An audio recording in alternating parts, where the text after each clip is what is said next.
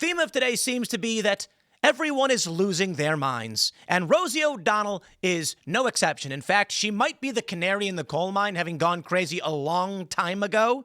Well, Rosie O'Donnell's therapist told her to ignore Trump for 2 days. She only lasted 2 hours. Everyone's insane. The internet is making people literally insane.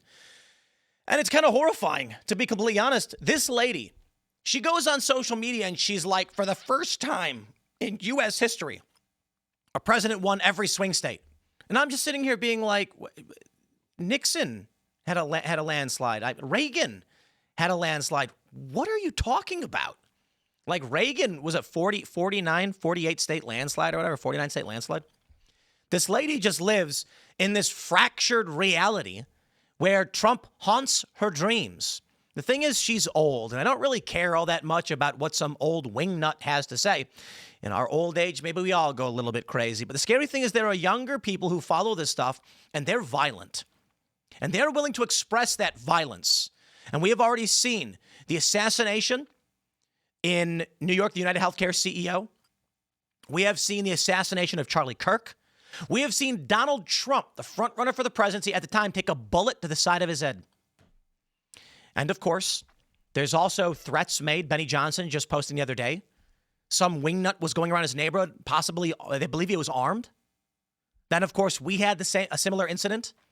Well, we had some kind of incident with shots fired at our property. This is the insanity. And Rosie O'Donnell's story right here from Breitbart gives us a deep dive into her mind. Why is this happening? Why are people losing their minds? What is their state of mind? Well, verbal rape. That's what Rosie O'Donnell apparently is claiming, that Trump has committed verbal rape.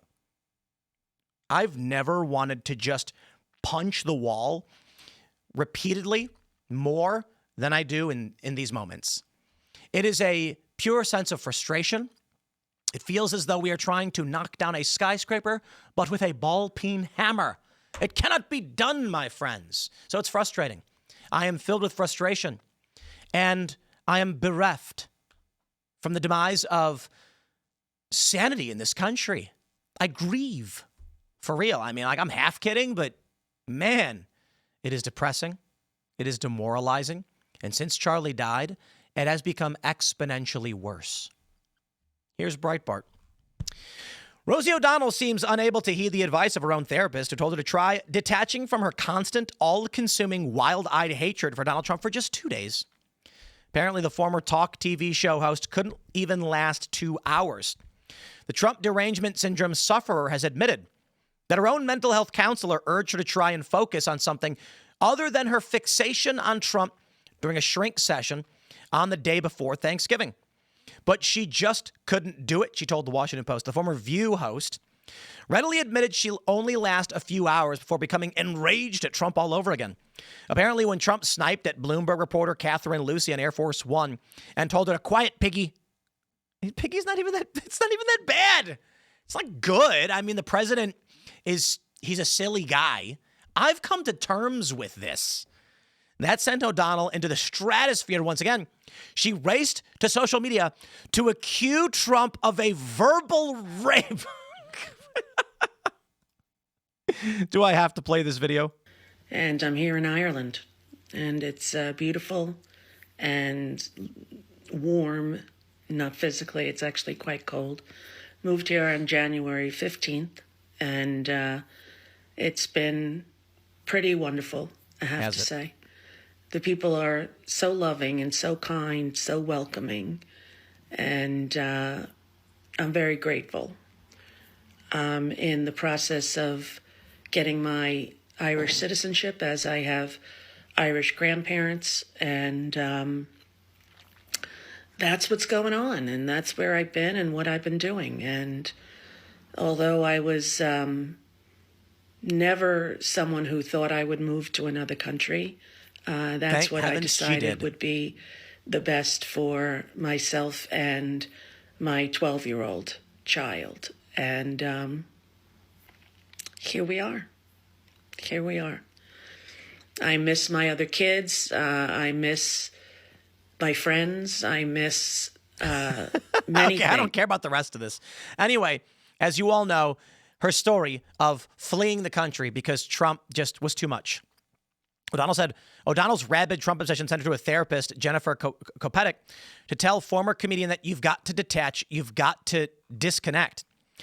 A League of Their Own cast member said she tried to follow her therapist's advice a second time, too, and that attempt went down in flames just as quickly. O'Donnell's mania has friends and family members very worried about her mental stability. Rosie even fled the U.S. and moved to Dublin, Ireland in January to try and put some distance. No, she did this because she said Trump's a fascist and he's taking over. Not only has O'Donnell moved to Ireland, or at least that's what I believe the reporting was. Not only has she moved to Ireland, she has told fans she's also seeking Irish citizenship. Breitbart News has chronicled many of O'Donnell's worst mental lapses over Trump. But perhaps one of the worst is how she poisoned the mind of her adopted non-binary son, who is now apparently convinced that Trump personally made he and his mom move to Ireland. Oh, Lord have mercy. Well, the story's not over, my friends. We have this. Ellen DeGeneres, Portia de Rossi reportedly are leaving the UK. They couldn't do it. They fled the country over Trump, but they're coming back, tail between their legs. Before we read this, my friends, we got a great sponsor for you. It is Beam Dream. Lord have mercy. If only Rosie O'Donnell got good sleep, maybe she'd be okay. Don't. I don't know if Beam's going to be mad. Don't be like Rosie O'Donnell. Go to shopbeam.com/Timcast and pick up your nighttime blend to support better sleep, lest your brain rot, because sleep is very important. It's got L-theanine, magnesium, melatonin. I drink it every night before bed, and I've been sleeping pretty dang well. Actually, I think my sleep score, again, I love showing this off. 97. Look at that. I ain't lying. That's my Sleep 8 sleep score, 97. Wow. And legit, I have a glass of Beam Dream every night before bed. It's delicious hot cocoa. It really is. I love it. And I didn't even know about it until they sponsored the show. I started drinking it and I started sleeping way better. So good things. I recommend it. Go to shopbeam.com, click the link in the description below. You can get up to 35% off if you go to shopbeam.com/Timcast and use that link. So really, really good stuff. And I wish Rosie would just get better sleep. You deserve it. Let's get back to the news. So this is funny because Ellen DeGeneres and Portia de Rossi, they fled the country, right? It appears the California dream and lifestyle is simply not compatible with the often damp, quiet charm of the British countryside.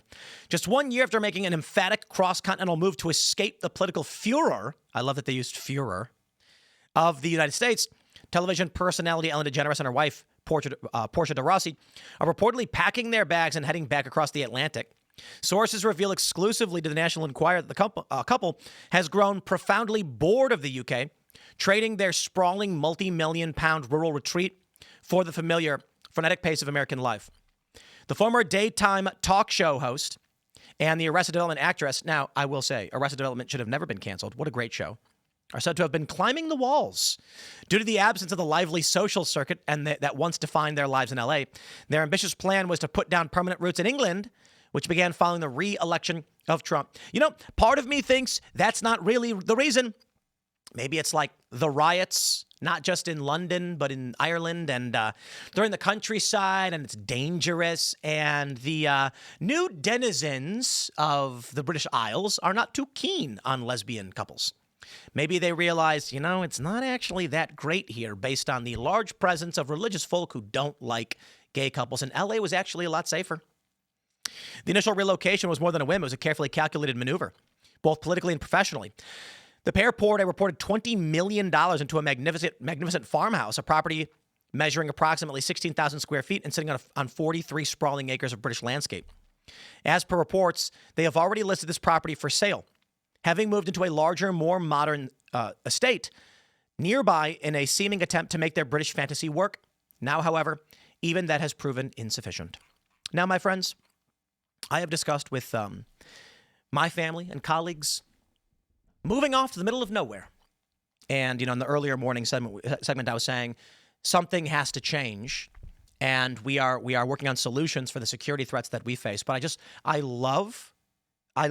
love this juxtaposition, this bifurcation. You have these wingnuts pretending their lives are in danger, fleeing the United States. You have Rosie O'Donnell fleeing the United States because of a perceived threat of Trump. Trump's not doing anything to them. He's just saying naughty words. Verbal rape, I guess. That's. Ooh. Me on the other hand, and other personalities, our lives are at risk. People are trying to kill us. And so when I say, like, maybe we need to isolate and go to, a rural area where we can be more defense. And we're already in a rural area in the middle of nowhere. Internet is very expensive, mind you. We don't know that it's enough. And we certainly don't feel safe being in a more dense urban environment where you already got shooting problems. Now we've got shooting problems out here. I just hope and I pray that it's nothing. But it seems like wishful thinking.